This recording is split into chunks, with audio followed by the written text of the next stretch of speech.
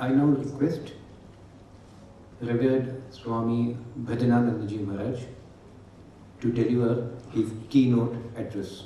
Yasya Vidyana Kritino Vayam Cha Bhavanani Cha Ram Krishnam Sada Bande Swatantram Sarvam Ishwaram. Swami Shuparnanandaji Maharaj and other monastic brothers, Sri Arun Ghosh, Sri Harsha Datta, and other distinguished participants, and other brothers and sisters. Since this seminar has been organized as a part of a 150th birth anniversary of Swamiji, Swami Vivekananda, it would be proper to begin with a statement of Swamiji. Swamiji once said to Sister Nivedita, our quote, art, science and religion form art, science and religion are but three ways of expressing a single truth. But to understand this, we need the theory of Advaita. Apart from its relevance to this seminar, this statement of Swamiji has got deep personal significance in my own life. In my boyhood, my main interest was in art or arts.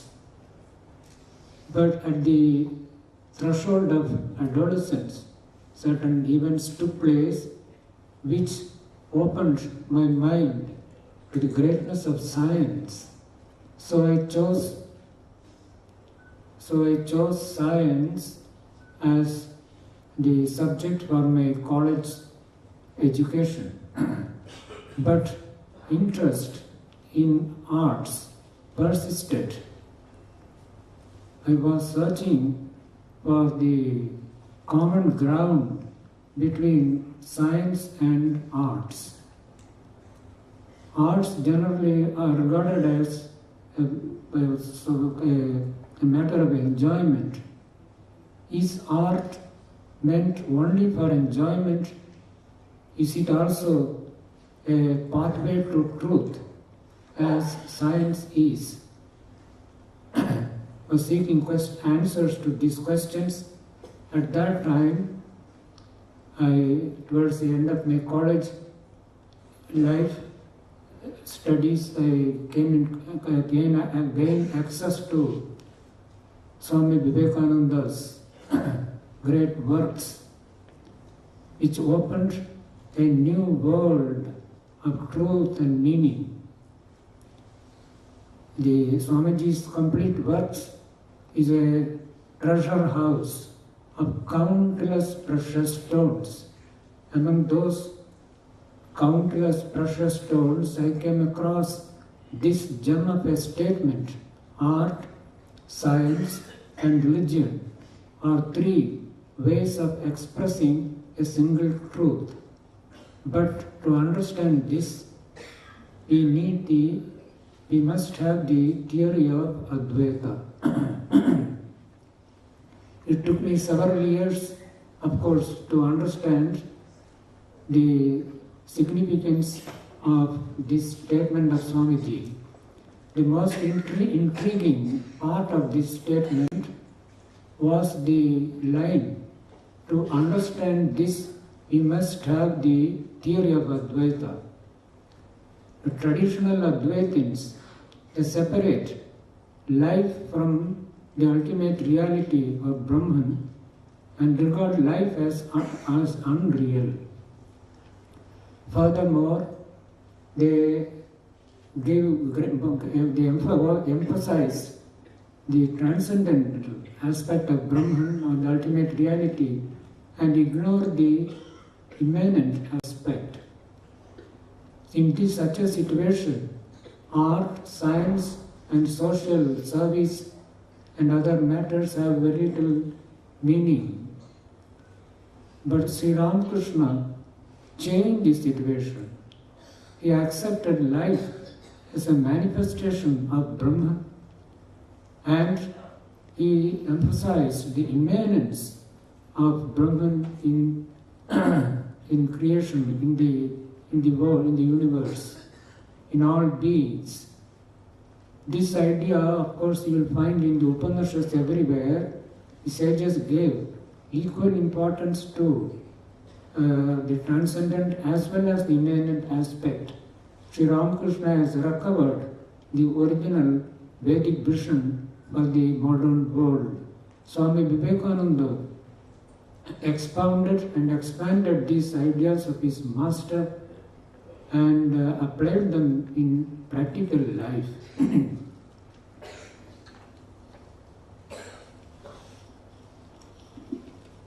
This aphoristic statement of Swamiji mentioned just now, I mentioned, provides an appropriate frame of reference for our discussion on the general theme of this seminar, concept of spirituality in art, past, present, and future. The two key words in this topic are spirituality and art. Regarding the meaning of these two terms, there are fundamental differences between Western and Indian views.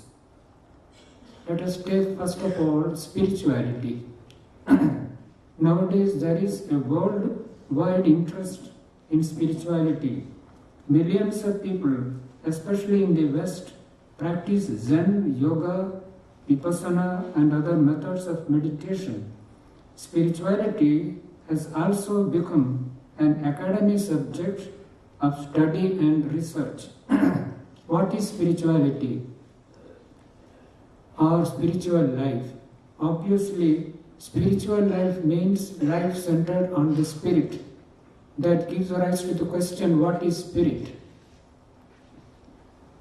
The meaning of the term spirit depends upon the conception of human personality. In most of the non-Hindu traditions, especially in the Western thought, the human personality is regarded as dichotomous. That is, it consists of only two entities, the body and the mind. The mind itself is called soul and the spirit. In this view, there is not much difference between morality and spirituality, except that spirituality involves faith in an ultimate transcendent power known as God who governs this universe. In recent years, spirituality has come to be regarded as a personal quest for meaning and purpose of life.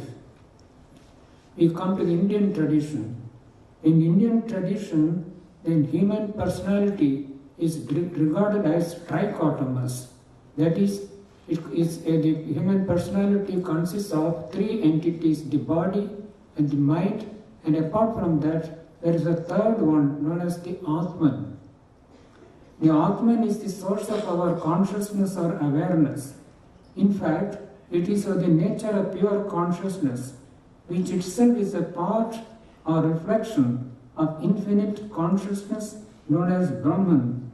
Brahman is the ultimate reality behind the universe and is of the nature of Sat Chit Ananda, absolute being, consciousness and bliss. It is also known as Ishvara or God. However, owing to ignorance, we are not aware of our true nature. Swami Vivekananda has condensed these ideas into one telling phrase, potential divinity of the soul. For a fully illumined person, spiritual life, according to Swamiji, is the manifestation of the divinity of the soul. For ordinary individuals, spiritual life is a struggle to realize or actualize the potential divinity of the soul. Either way, Spirituality is a matter of direct realization or experience, not merely a matter of faith or attitude, as it is in the Western tradition. Next, we come to the next question: what is art? First, we should take up the Western conception of art. Next question is, what is art? Here also there are basic differences between Indian and Western conceptions of art. Western aesthetics began with Plato's dialogues.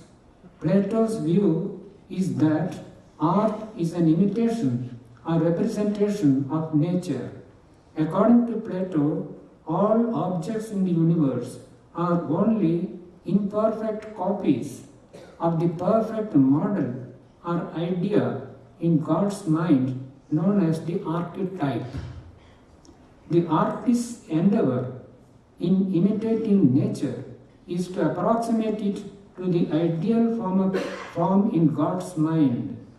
This tradition was continued under the name Realism in the medieval period by the great artists Leonardo da Vinci, Michelangelo, Raphael, and Rembrandt and others. The second turn in the development of art in the West was Impressionism. Impressionists like Manet, Monet, Renoir, Pissarro, and others held the view that art is not mere imitation of nature.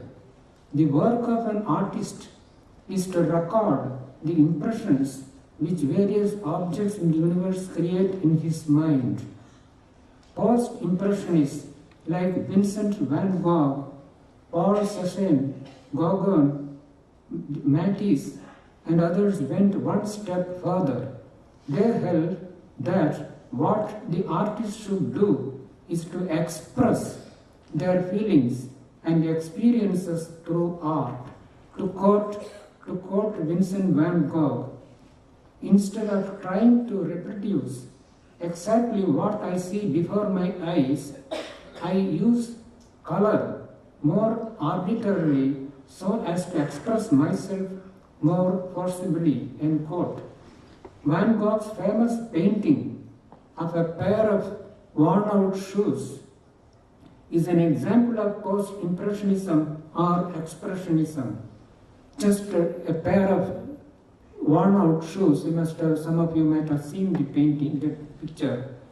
Those worn-out shoes tell the story of the struggles he underwent during the early years of his life.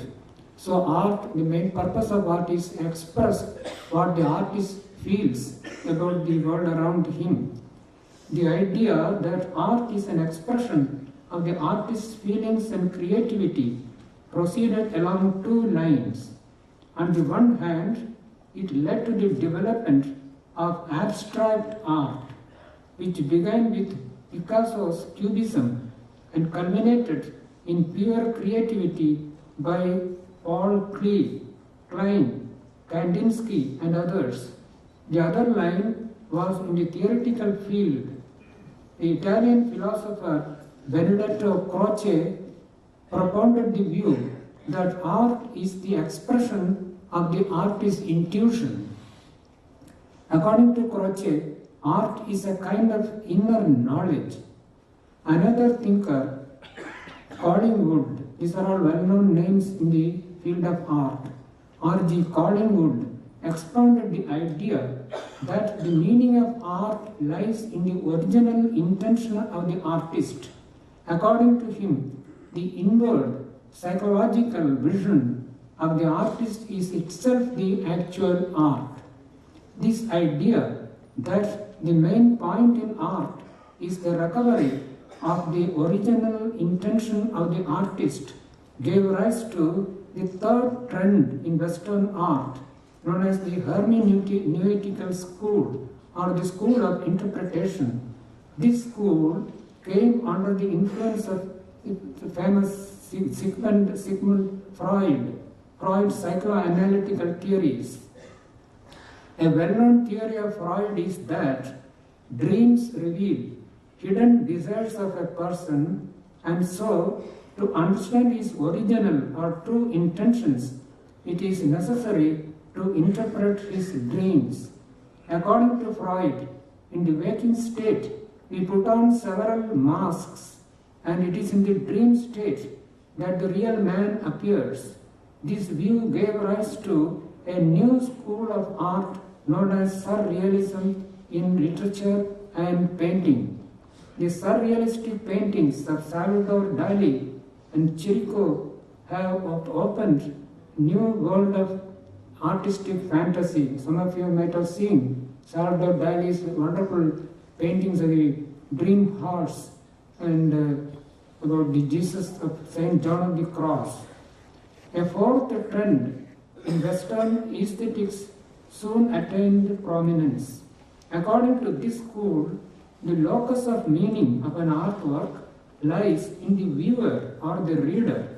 It is the viewer or reader who interprets the artwork, and therefore it is the interpreter, not the artist, who gives meaning to the work. This theory traces its origin to the ideas of the German existentialist philosopher Martin Heidegger and his students Hans Georg Gadamer and Jacques Derrida. Gadamer and Derrida, these names are so very well known in world thought. According to these thinkers, the meaning of a work of art lies in the reader or the viewer or the listener. What is meaningful to one person may not be meaningful to another.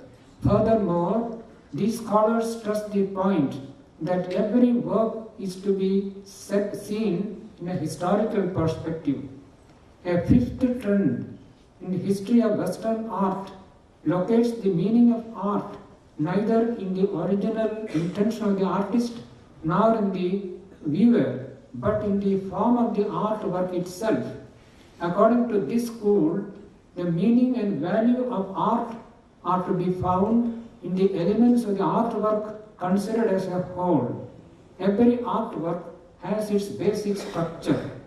In music, the basic structure consists of melody, rhythm, tempo, pitch, harmony, and things like that. Similarly, so we judge a music, the quality of a music by taking into consideration all these elements. The same way, in the case of painting, its meaning and value lie in the idea expressed, in the artist's skill in painting, the color combination, etc., which constitute its basic structure or what is known as the significant form. The main proponents of this view were Edward Hanslick in music and Roger Fry and Clyde Bell in visual arts. Roger Fry, who introduced the idea of significant form, spoke of aesthetic emotion which a good artwork rouses in us. This formalist theory, aesthetic emotion, that is, it is different from, much superior to ordinary emotion. Aesthetic emotion is not like our ordinary emotions of love and hate and all that. This formalist theory of art derives its origin from Immanuel Kant's critique of judgment and the theory of structuralism propounded by Claude Lévi-Strauss and others. Thus we find that the Western view of art is broken into different schools. However, based on the principle of harmony propounded by Sri Ramakrishna and Swami Vivekananda, we can see that these schools are not mutually contradictory. They only represent different perspectives or realms of meaning. To understand the true meaning and value of art, we have to take into consideration all the perspectives, all the realms of meaning. Another point to be noted here is that until the 18th century, Western art was focused mainly on religious themes. There were endless repetitions of biblical themes, especially pertaining to the life of Jesus Christ. All those who have seen what is known as the Renaissance painting will see that endless repetition of more or less the same thing. But with the intellectual movement in the 18th century, known as the Enlightenment, Western art became secular. This does not, however, mean that Western art is materialistic. On the contrary, in the light of Western concept of human personality, we may say that Western art is a spiritual endeavor on the whole. Everything that lifts a human mind above the animal instincts and drives may be regarded as spiritual. A simple anecdote illustrates the above view. One day, a gentleman went to the studio of a famous painter, probably Matisse or Renoir, I don't remember now. Seeing several nude pictures on the wall, he asked the artist, "Don't you think these pictures will have a degrading effect on the minds of people?" The artist calmly replied, "My friend, it is not a woman, it is only a picture." The point he was making is this. An ordinary person sees a woman in a picture, whereas an artist sees a picture in a woman. The artistic sense, the creative impulse, sublimates the animal instincts of man. This is how art has served as a civilizing force in the evolution of humanity. In this context, it may be mentioned that in Western countries there is a modern movement to make spirituality a distinct mode of artistic expression. The Russian painter and writer Vasily Kandinsky was one of the first to start the spiritual movement in art. Sri Arun Ghosh just a little while ago referred to Vasily Kandinsky. Till now, we were discussing Western conception of art. Now we turn to the Indian conception of art. But before we discuss the conception of art in Indian culture, it is necessary to understand the difference between reality and values, because that is where the difference between Indian philosophy and Western philosophy lies. We live in two realms, the realm of reality and the realm of values. Reality is that which exists independent of mind, independent of human experience. By contrast, values are wholly experiential. Apart from food, clothing and shelter, which are called basic needs of the body, the human mind has certain higher needs. These higher needs are called values. Since values are common to all humanity, their fulfillment is based on certain universal criteria or norms. Therefore, values are normative principles which govern human life. As the sociologist Dwight Clockhorn has put it, values are not desires but desirables. So there is an idea of criterion, standard, universal standard involved in values. To understand values, we may take the example of a simple economic value. When we say the value or price of a loaf of bread is 20 rupees, the bread is the reality because it can appease our hunger. The value 20 rupees is an abstract concept. It cannot appease our hunger. This is true of higher values also. Higher values are abstract concepts which inspire us to seek certain higher goals or ideals. In Western culture, right from Plato, goodness, truth, and beauty have been regarded as the three ultimate values of life. Pursuit of the ultimate value, goodness, is the ideal of social life. Pursuit of the ultimate value, truth, is the business of philosophy and science. Pursuit of the ultimate value, beauty, is the essence of art. Furthermore, the branch of philosophy which deals with the criterion or standard of goodness is known as ethics. The branch of philosophy which deals with the criterion or standard of truth is logic. The branch of philosophy which deals with the criterion or standard of beauty is known as aesthetics. So, ethics, logic, and aesthetics, they define the criteria or standards to judge the ultimate values, goodness, truth, and beauty. In this connection, it may be noted that Western philosophy has been predominantly a philosophy of values. This has been pointed out by several scholars, especially by Edgar Sheffield Brightman in his book A Philosophy of Values.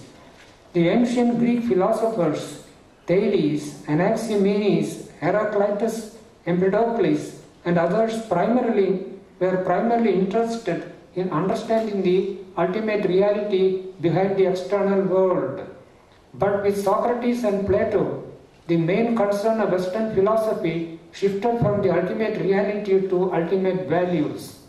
The quest for ultimate reality was revived in the 17th century, but it lost its relevance with the rise of science. After Kant's declaration that the thing in itself can never be known, Western philosophy abandoned this quest for ultimate reality. It has been taken over by modern science. And modern Western philosophy concerns itself chiefly with existential questions, epistemology, and linguistics.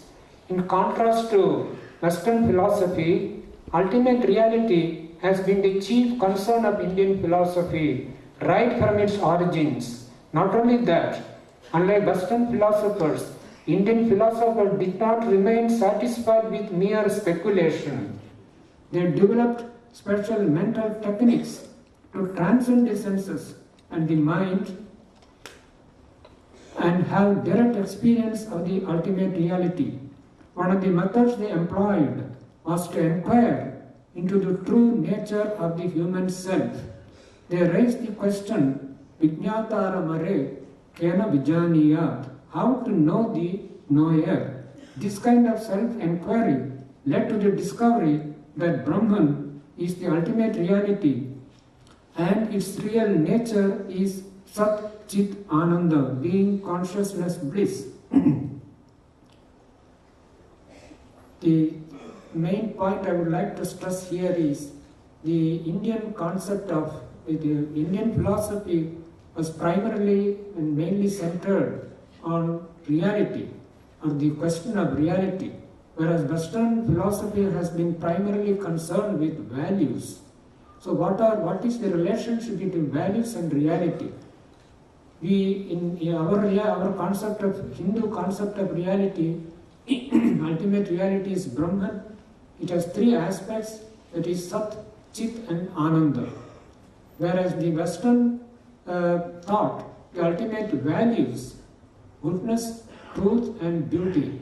What I would like to stress here is these three values, ultimate values, that is goodness, truth and beauty, they are nothing but Sat, Chit, Ananda seen through the veil of Maya.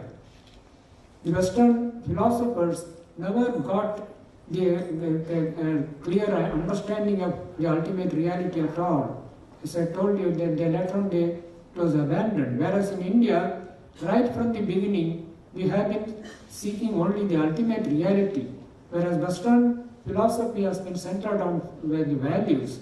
So the relationship between the values, ultimate values, three values, and the ultimate three aspects of the ultimate reality, Sat, Chit, Ananda.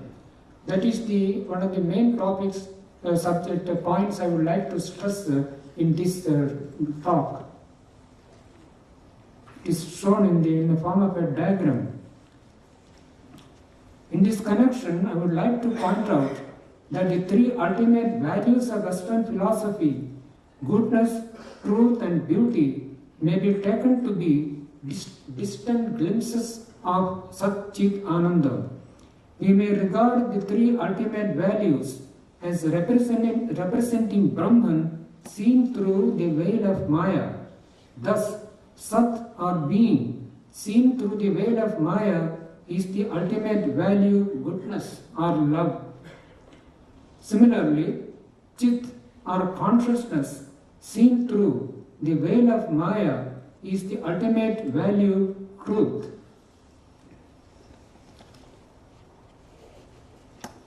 Lastly, Ananda or bliss experienced through the veil of Maya is the ultimate value, beauty. In Western thought and culture, all forms of art are oriented to the ideal of beauty. In Indian thought and culture, all forms of art are considered to be manifestations of the Ananda aspect of Brahman. So art, Western art, is centered centered on the ideal of the value, ultimate value of beauty, whereas Indian art is centered on the aspect of reality known as Ananda. So what is called beauty in Western art, Western thought, is only the Ananda aspect of Brahman seen through the veil of Maya. This is one of the main points I would like to stress. The above ideas of the relationship between Vedantic concept of ultimate reality as Sat Chit Ananda and the Western concept of ultimate values as goodness, truth and beauty are indicated diagrammatically in the chart shown here. Now we come to the Indian conception of art. The background ideas given above just now enables us to see the Indian conception of art in the right perspective. By Indian conception, I mean the Hindu conception, and more specifically the Vedantic conception of art. We have seen